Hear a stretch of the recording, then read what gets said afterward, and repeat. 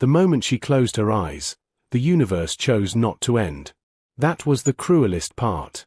The battlefield should have been silent. Final. Forgotten.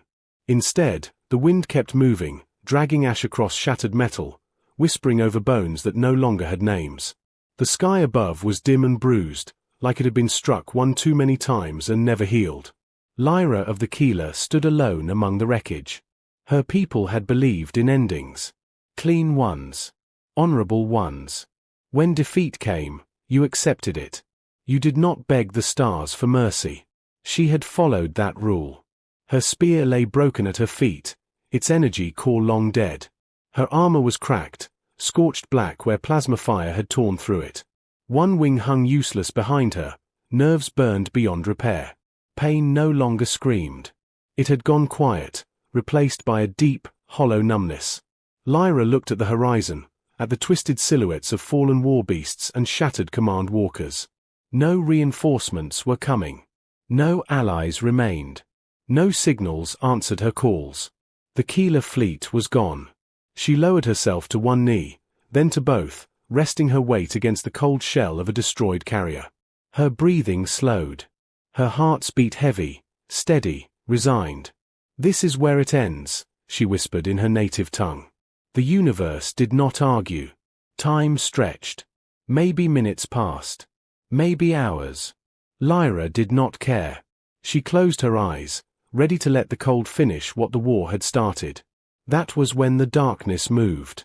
At first, she thought it was hallucination, a trick of a dying mind. Then the ground vibrated, just once. A low, uneven tremor, like something heavy struggling to stay upright. Her eyes snapped open. From beyond the smoke, a shape emerged. Not sleek. Not elegant. Nothing like Keeler design. It walked instead of hovered, its steps uneven, metal scraping against stone. A machine. No, armor. A lone figure pushed through the haze, backlit by small, flickering lights that barely held together. The armor was scarred and mismatched, plates from different eras welded into a single stubborn shell. One shoulder was larger than the other. The left leg dragged slightly, hydraulic fluid leaking with each step. Lyra's hand moved instinctively toward her broken spear. Then she froze. The figure removed its helmet. A human. He sucked in a breath, coughing as ash filled his lungs.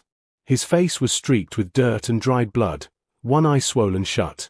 Dark hair clung to his forehead with sweat. He looked exhausted. Angry.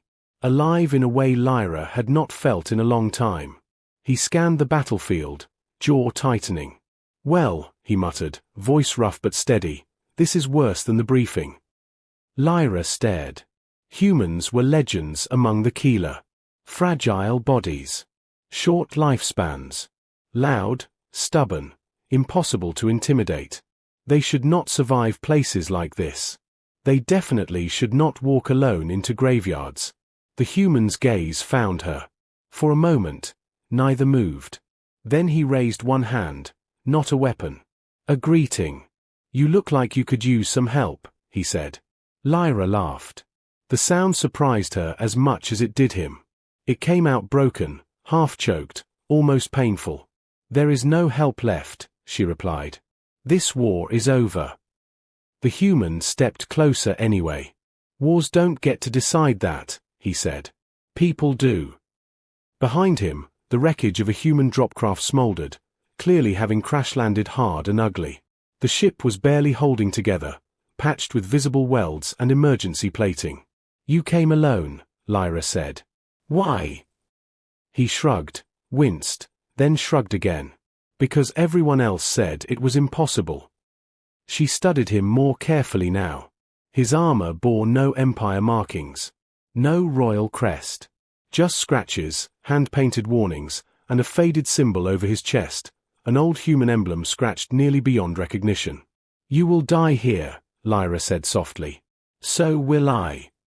The human crouched beside her, movements slow, careful, as if afraid she might shatter. "Maybe," he admitted. "But not today." He reached into a pouch and pulled out a small device. Damaged. Cracked. He smacked it against his armor until it sparked to life. A signal beacon. Lyra's eyes widened. That will attract everything that hunts this sector. He grinned, tired, stubborn, fearless. Good. She stared at him in disbelief. You want them to come? I want them to think they're winning, he said. That's when humans do their best work. For the first time since the war began, Lyra felt something unfamiliar tighten in her chest. Hope. Not the gentle kind. Not the comforting kind. The dangerous kind. The kind that said the story wasn't finished yet. The beacon pulsed once, sending its call into the void. Somewhere far above, engines answered. The sky reacted first. A faint shimmer spread across the clouds like ripples on dark water. Then came the sound, low, distant, mechanical. Not thunder. Not wind. Engines. Lyra pushed herself upright, forcing her injured wing tight against her back. Her muscles trembled from exhaustion, but her eyes stayed locked on the horizon. The human stood too, rolling his shoulders as if pain was a minor inconvenience, not a warning. He stared upward, listening like a predator. Name? Lyra asked suddenly. He glanced at her. Cade Rourke. Lyra tasted the syllables. Simple. Hard. Human. I am Lyra, she said. Of the Keeler. Cade nodded once. No bow. No ceremony. Like names were not titles, just tools. That alone felt strange. Refreshing. The first ship broke through the cloud cover. It was not Keeler. Not human. It was Vraxian. A long, needle-shaped cruiser, black as oil, bristling with scanning arrays and weapon ports. The Vraxians were scavengers of war. They didn't conquer worlds for glory. They harvested them for profit. They arrived after battles like flies on blood. The cruiser slowed, hovering above the wreckage. Its spotlights pierced the ash like knives. Beams moved across broken mechs, melted hulls, fallen bodies. Searching. Lyra's throat went dry. They will take us, she whispered. And they will not kill quickly. Cade didn't look worried. He looked focused. He tapped the side of his helmet, then pointed toward a half-buried pile of debris, metal ribs of a collapsed carrier, twisted into a jagged cave. Move, he said. Lyra hesitated. We cannot outrun. Cade cut her off, voice sharp. Move if you want to live. The authority in his tone hit like a slap. Not cruel. Not arrogant. Just absolute. Lyra moved. They slipped into the shadow of the carrier ribs as the Vraxian ship lowered a docking probe. The air shook with its hum. Inside the wreck cave, Lyra's eyes adjusted slowly. It stank of burnt wiring and old smoke. Cade knelt, pulling a small case from his belt. He flipped it open. Lyra blinked. Inside were human tools. Not elegant like Keeler nanofixers. Real tools, wired spools, magnetic clamps, small blades, a coil of duct tape, and an object that looked like a crushed metal cylinder with a fuse. What is that? She asked. Cade didn't answer right away. He listened, eyes narrowed, tracking the ship's movements by sound alone. Then he said, Plan B. Lyra's gaze shifted to his armor. It was patched with plates from different factions. Some were alien. Some were human. All welded together like survival itself. You scavenged, Lyra realized. Cade gave a tight half-smile. Humans call it recycling. The Vraxian spotlights swept closer. One beam dragged across the carrier ribs, turning dust to glowing mist. Lyra held her breath. A voice crackled from above, cold, distorted, speaking in trade language. Unknown beacon detected. Survivors present. Claim protocol initiated. Lyra's claws dug into the ground. Claim protocol meant chains. Auction. Experiments. She had heard stories. Cade leaned closer to her. How many Vraxians can fit inside that cruiser? He whispered. Lyra swallowed. A boarding team, perhaps 20. Cade nodded like that was exactly the number he wanted. He reached under the carrier rib and pulled out something long and broken, an old Keeler rifle, cracked in half. Lyra stared as he examined it, then opened his tool case and started working. "What are you doing?" Lyra hissed. "Making a problem," he whispered back. He took the rifle's shattered power cell and connected 2 wires from his kit. The cell sparked weakly. He grunted, adjusted, and wrapped it with duct tape like he was sealing a wound. Lyra watched, confused and horrified. "That cell is unstable." "Good." The Vraxian docking probe clanged against the ground outside. Footsteps followed, metallic and fast, boots crunching debris. Lyra could hear them now. Their clicking speech. Their scanners chirping. Cade slid the taped power cell into the crushed metal cylinder with the fuse. Lyra's eyes widened. "That is a bomb." Cade looked at her like she'd just solved a puzzle. "Yeah." Outside, a Vraxian voice shouted. "Survivor heat signature detected. Proceed." Lyra's heart pounded. "We will be found." Cade leaned in, voice calm like he was explaining something simple.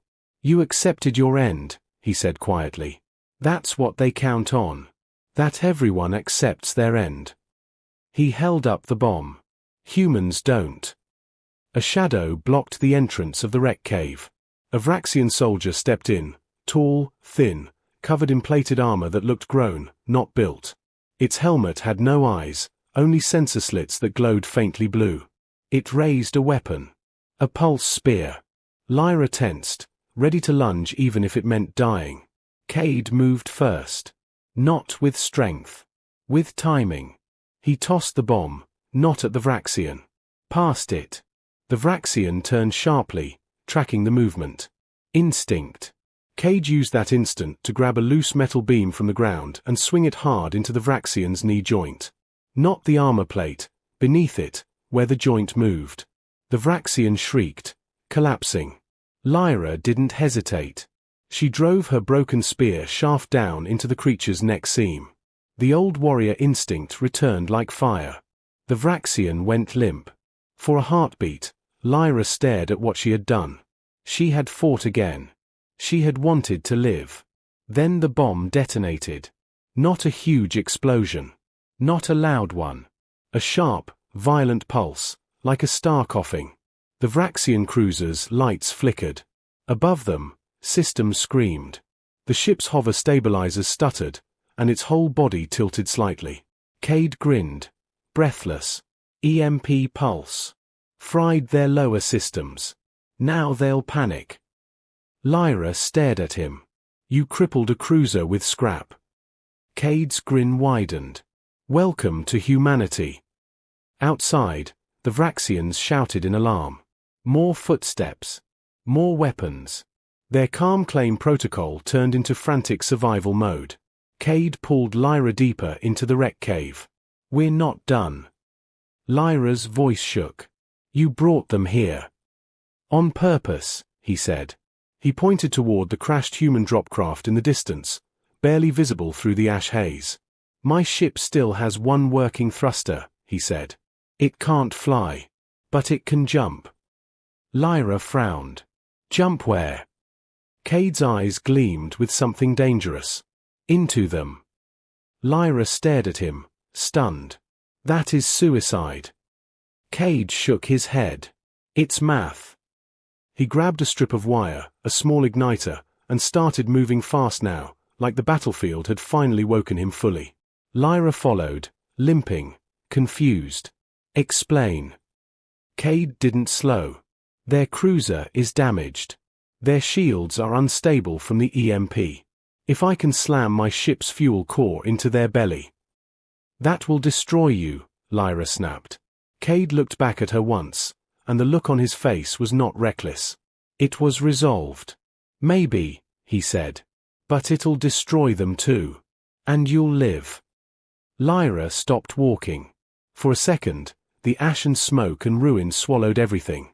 She stared at this human who had appeared out of darkness and refused to accept reality the way the universe demanded. "You do not know me," she said. Cade's voice softened. "I know what it looks like when someone's ready to give up." Lyra's throat tightened. Then the cruiser above them groaned, drifting lower. Its engines sputtered. It was losing control.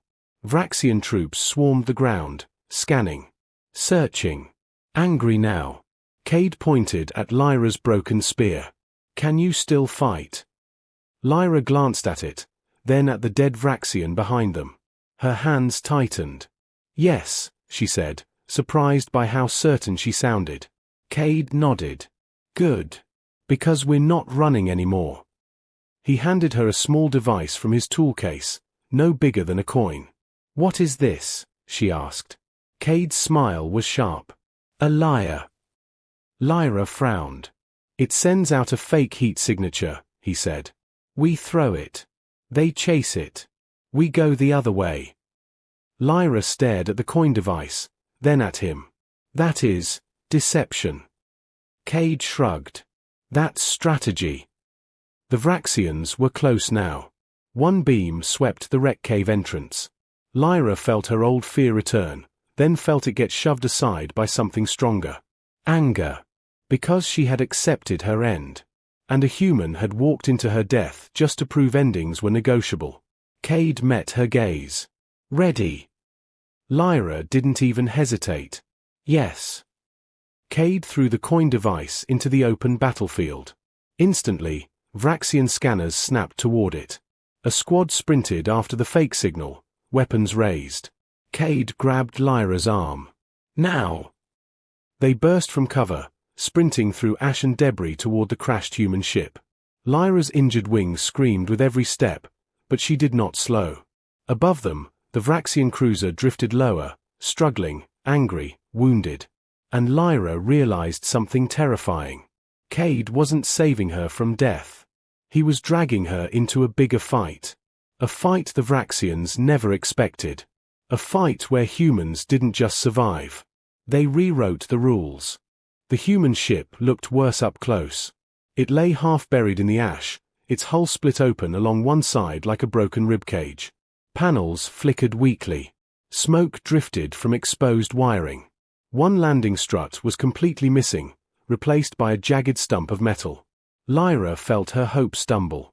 "That cannot fly," she said. Cade didn't slow. Didn't say it could. They reached the hull just as a Vraxian scanner beam sliced through the air behind them, close enough that Lyra felt heat wash across her back. Cade shoved her forward, then slapped his hand against a control plate. The ship responded with a cough and a low, angry whine. "Come on," Cade muttered. "Don't be dramatic now." The ramp creaked open just enough for them to slip inside. Cade slammed it shut manually, muscles straining as the ship protested every movement. Inside, the air smelled of oil, smoke, and something burned beyond repair. The interior was cramped and chaotic, wires hanging loose, panels ripped open, a pilot's chair held together with straps and welds. Lyra had seen human ships before. None had looked like this. "This vessel should be dead," she said. Cade dropped into the pilot's chair and began flipping switches that looked more symbolic than functional. "It's not dead. It's just angry." The ship shuddered as energy surged through parts of it that had no business still working. One engine flared briefly, then died. Another sputtered weakly. Outside, the Vraxians regrouped fast. Lyra could hear their sharp commands through the hull. Weapons charging. Heavy units deploying. Cade's console flashed red. "Fuel containment at 20%, the system droned. Lyra's eyes widened. "Your core is unstable." Cade nodded. "That's the idea." Lyra stared at him. "You intend to ram a crippled ship into a cruiser with an unstable core." Cade smiled faintly. "When you say it like that, it sounds irresponsible." The ship lurched as a blast struck the hull. Metal screamed. Lyra stumbled, grabbing a support rail. "They are firing," she said. "Yeah," Cade replied calmly. "They do that." He slammed his fist against a lever. The remaining thruster roared to life, not smoothly, but violently, like an animal waking up angry and confused. The ship lifted. Not gracefully. It dragged itself into the air, tilting hard to the left, then jerking upright as Cade fought the controls with raw force. Lyra felt her stomach drop as the ground fell away beneath them. Outside, the Vraxian cruiser loomed, massive and wounded. Its engines glowed unevenly. Its shields flickered, unstable after the EMP strike. Vraxian fighters peeled away from it, small and fast, weapons already charging. Lyra braced herself. They will destroy us before we reach it. Cade's jaw tightened. Not if we make them hesitate.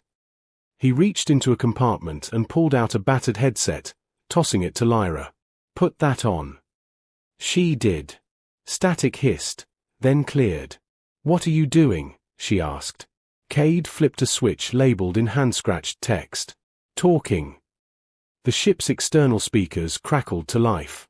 This is Cade Rourke of the human frontier, he said, voice steady despite the alarm screaming around them. To any Vraxian commander listening, your cruiser is compromised. Your shields are failing. You have 3 seconds to decide whether this battlefield becomes a grave or a lesson. Lyra stared at him. You are threatening them. Correct. A Vraxian voice cut through the channel, sharp and furious. Human, you are alone.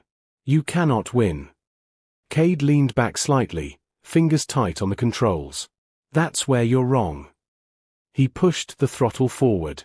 The ship surged, engines screaming in protest. Warning lights exploded across the console. The fuel core whined, its containment field flickering. Lyra felt fear claw at her chest, not of death, but of understanding exactly what he was doing. You will die, she said softly. Cade didn't look at her. Maybe. The Vraxian fighters opened fire. Plasma bolts tore past them, one clipping the ship's wing. Metal peeled away. The whole vessel spun, alarms howling louder. Lyra slammed into the wall, pain flaring through her injured wing. She bit back a cry and forced herself upright. Cade, she shouted. I've got it, he snapped, correcting the spin by killing one stabilizer entirely. The ship leveled out, ugly but moving straight. The cruiser filled the viewport now. So close. The Vraxians hesitated. Lyra saw it. The slight delay. The recalculation. They were not warriors who believed in sacrifice. They were hunters who believed in profit. And a human ship screaming toward their damaged cruiser with an unstable core did not fit any profitable model. Their shields flared desperately, flickering like dying stars. Too late, Cade whispered. The fuel core alarm hit maximum pitch. Lyra moved without thinking. She grabbed Cade's harness and yanked him out of the pilot's chair, slamming a button she had noticed earlier, a small, barely marked control hidden beneath a loose panel. What did you do? Cade shouted. Lyra didn't answer. She grabbed him and jumped. The escape pod tore free from the ship just as the human vessel slammed into the Vraxian cruiser. Light consumed the sky. The explosion was not loud at first. It was silent, blinding, like the universe inhaling. Then sound returned. A shockwave hurled the escape pod away, spinning violently. Lyra held on, shielding Cade with her body as metal screamed and systems failed. When the world stopped shaking, silence followed. Lyra opened her eyes. The battlefield below was gone. Where the Vraxian cruiser had hovered, there was only expanding debris and fire. Burning fragments rained through the atmosphere like falling stars. The Vraxian fighters were gone. Destroyed or fleeing. The escape pod crashed hard into the ash, skidding, then rolling to a stop. Lyra lay still, breath shallow, ears ringing. Cade, she whispered. He groaned. You always do that. Jump at the last second. She laughed weakly. I calculated the probability of survival. He looked at her, surprised. And? She met his gaze. Low. He laughed too, short and breathless. Yeah. Sounds right. They lay there as the fire faded from the sky. For a long moment, neither spoke. Lyra stared upward, watching smoke drift where a war had ended. I was ready to die, she said quietly. Before you arrived. Cade turned his head toward her. And now? She flexed her claws, feeling pain, feeling life. Now I am curious. He smiled. That's how it starts. Above them, distant signals flickered, new ships responding to the explosion. Different signatures. Not Vraxian. Human. Lyra felt something settle deep inside her chest. Not hope. Purpose. The universe had not ended when she closed her eyes. It had changed direction. And humanity had pushed it. The human ships arrived without ceremony.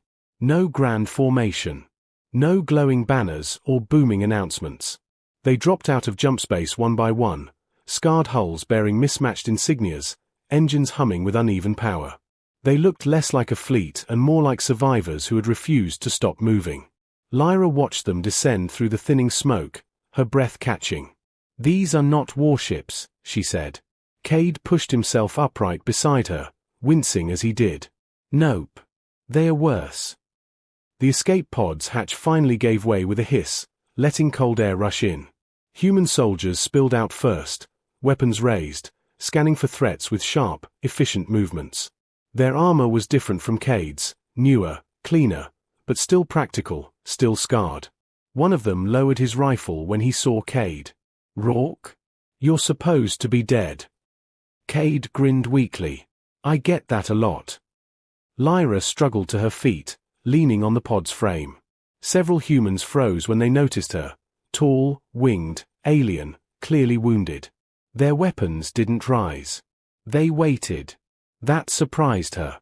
A woman stepped forward, helmet under her arm. Her hair was pulled tight, her eyes sharp but curious. I'm Commander Hale, she said, addressing Lyra directly. You fought the Vraxians. Lyra nodded. We survived them. Hale's lips twitched. That's close enough. Medical teams rushed in, human hands steady and fast. One knelt in front of Lyra without asking, carefully examining her damaged wing. Another offered her water. Real water. Clean. Lyra accepted it with shaking hands. You called for help, Hale said to Cade. Cade shook his head. I didn't. Beacon was automated. Old system. Hale studied him for a long moment, then nodded. Good. Means they came anyway. Above them, the last of the Vraxian wreckage burned out, falling harmlessly into the wasteland. No counterattack came. No reinforcements. The battlefield was finally quiet. Lyra sat on a crate near the human camp, wrapped in a thermal blanket. She watched humans work, repairing ships with bare hands and improvised tools, arguing loudly, laughing even as they hauled wreckage and patched wounds. They moved like a species that had never waited for permission to exist. Hale joined her, crouching nearby. You're the last of your people, aren't you? Lyra hesitated, then nodded. As far as I know. Hale didn't offer pity. She simply said, then you're not alone anymore. Lyra frowned slightly. Your people do not fear us. Hale snorted. We fear lots of things. Aliens usually aren't at the top of the list. Cade limped over, his arm in a sling, face smeared with fresh grease instead of blood now. They fixed the thruster, he said proudly. Well, fixed is a strong word. Lyra looked at him. You destroyed your ship. Cade shrugged. Ships are replaceable. She studied his face, searching for the truth beneath the humor. And lives. He met her gaze, serious now. Those matter. Lyra felt something tighten behind her eyes. She turned away before he could see it. Later, as the sun dipped lower, Hale gathered her officers. Lyra listened from a distance.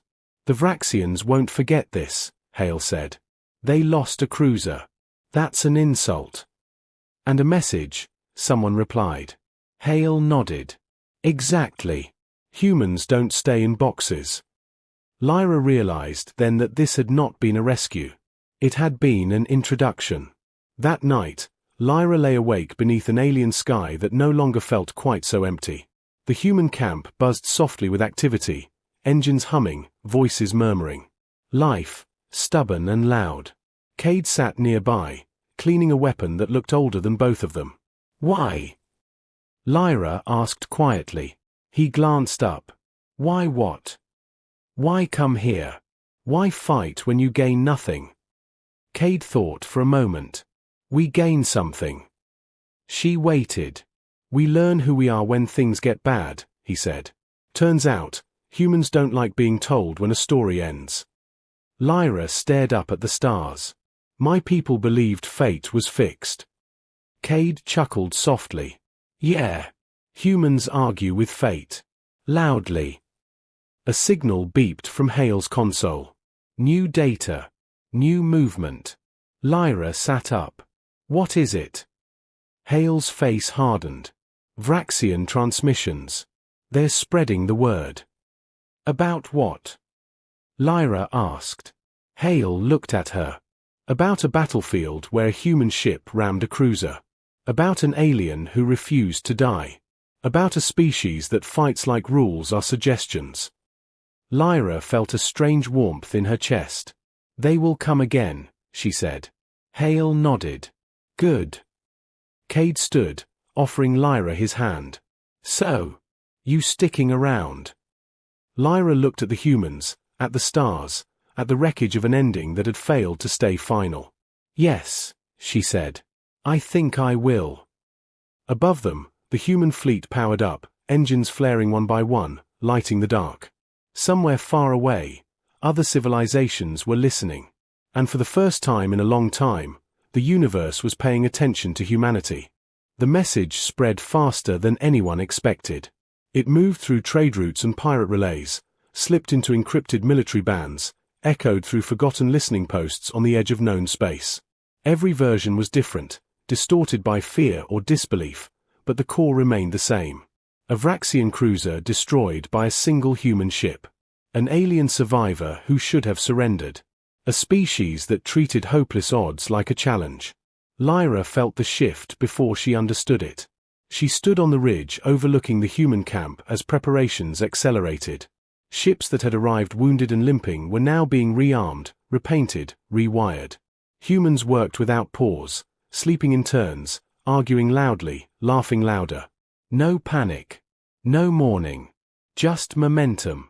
Commander Hale joined her, hands clasped behind her back. Scouts picked up movement beyond the outer belt, she said. Multiple signatures. Vraxian? Lyra asked. And others, Hale replied. They are curious. Lyra nodded slowly. Curiosity was how wars began. And how empires fell. Cade approached, helmet under his arm, eyes sharper than Lyra remembered from the battlefield. He no longer looked like a survivor dragged forward by stubborn luck.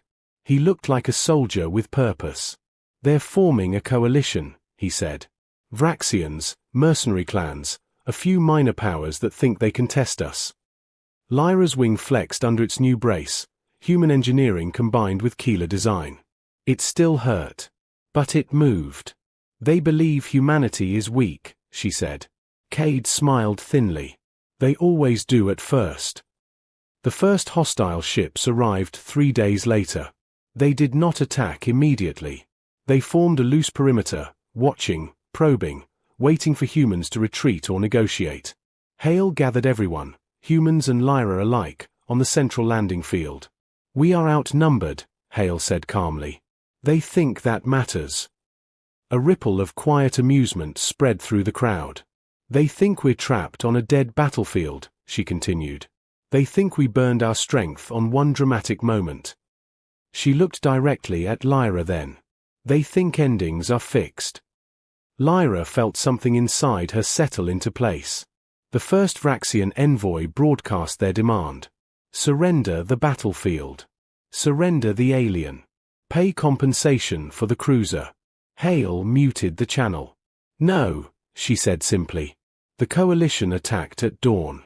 Energy fire lit the sky, turning ash into glass. Fighters screamed overhead. Ground troops deployed in waves, disciplined and confident. The humans did not meet them head-on. Instead, the battlefield changed. Old wreckage became cover, then traps. Half-dead machines were reactivated just long enough to detonate. Signal jammers bloomed across the field, scrambling enemy coordination. Lyra fought beside humans for the first time. Not as a relic. Not as a symbol. As a warrior. She moved through smoke and fire, spear humming with a new power source human engineers had insisted on adding just in case. Every strike was precise. Every movement fueled by something deeper than survival. Purpose. She saw humans do impossible things. A pilot flying without targeting systems, guided only by shouted coordinates. Engineers rerouting power mid-battle with bare hands. Infantry units advancing into fire because retreat would give the enemy time to think. The coalition faltered. They had prepared for strength. They had not prepared for creativity. Above the battlefield, the human fleet shifted formation, not into a defensive line, but something stranger. Ships scattered, then regrouped in patterns that made no tactical sense. Lyra realized too late what it was. A net. Energy beams lanced outward, not at ships, but at space itself. Gravity wells flared. Drives failed. The coalition fleet froze, trapped in overlapping fields they did not understand. Hale's voice echoed across every open channel. "This battlefield is closed," she said. "You're welcome to watch." The remaining Vraxian commanders panicked. Orders contradicted each other. Mercenaries tried to flee, slamming into invisible barriers. Lyra stood beside Cade as the sky filled with disabled enemy ships, drifting like stunned animals. "You planned this," she said. Cade shook his head. "We adapted." The final transmission came from the Vraxian flagship. "This conflict is no longer profitable," the commander hissed. "We withdraw." Hale didn't answer. She simply cut the gravity net. The coalition fleet scattered, fleeing in disarray, leaving wrecks and silence behind. The battlefield was quiet again. But this time, it felt different.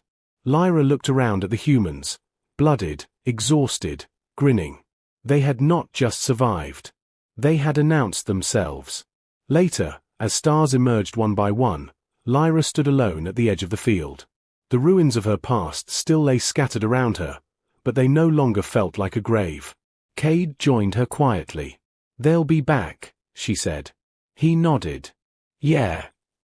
They will learn," she continued. "Not to fear humanity, but to respect it." Cade considered that. Fear comes first. Lyra smiled faintly. She turned to him. "My people believed the universe was something that happened to us." Cade watched the stars. "Humans think it's something you argue with." Lyra extended her wings slightly, feeling the weight of new possibilities. "Then I will argue too." Cade looked at her, surprised. "You staying?" Lyra met his gaze, steady and certain.